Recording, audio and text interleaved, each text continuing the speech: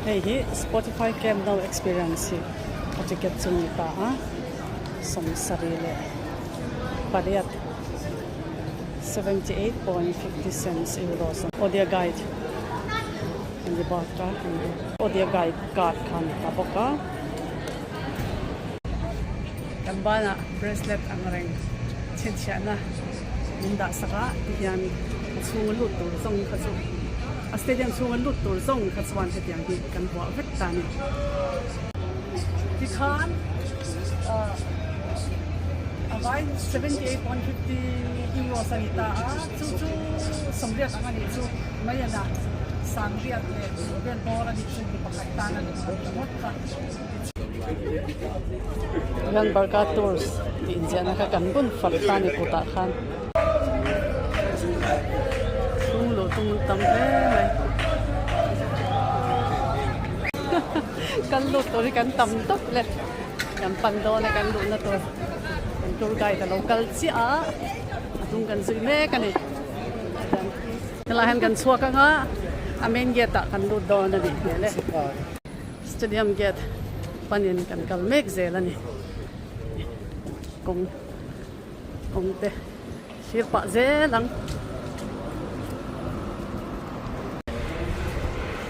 lut tran me ke stadium sung do na khanita la renovate boka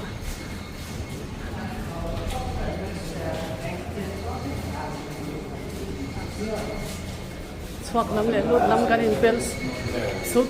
sup mai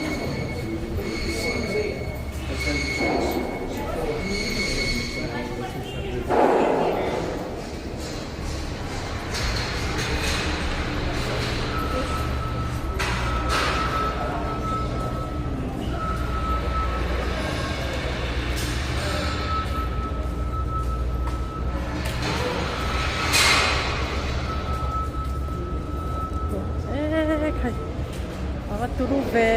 muna chen chuan Camp Now Stadium chung chu turu ve mai chung kan bota ben chang top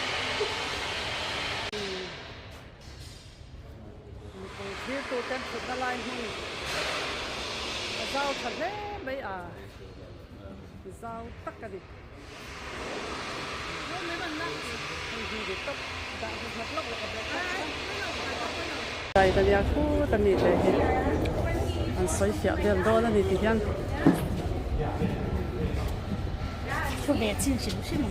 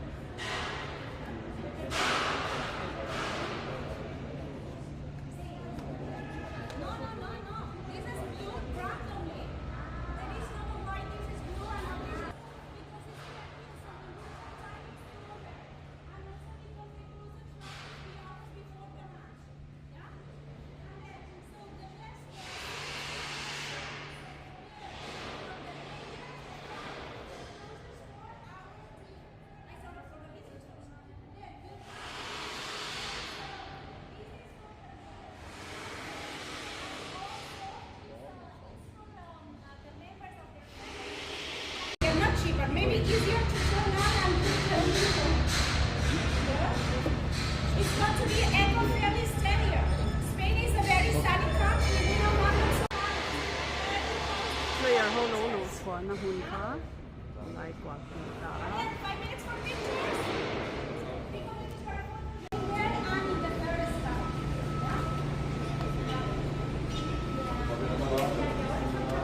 quả rồng rồng thì ăn là xiêm thật đấy đo nó ai nạt ala tam khop đo nên là nga tam na tuk achung lon na ania achung lam lon chho zel na ni ta kan gai no so e chat top ka ni chu ngai saman lo khala khala du sia pe kan chuak tu lam kan ni to ni tu na chuan construction na sal tu ka abeng cheng top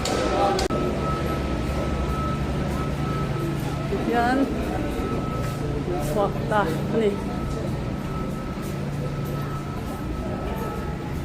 stadium chung chang a chuan tha zong tha ni e video ka video te min lo khir saka comment like ni lo pe tu te zong zong a te la lon ko ka saya min lo khir sak chun zong le je turin kan ngen bok cheu ni e zawai mang tha ve ku bye bye u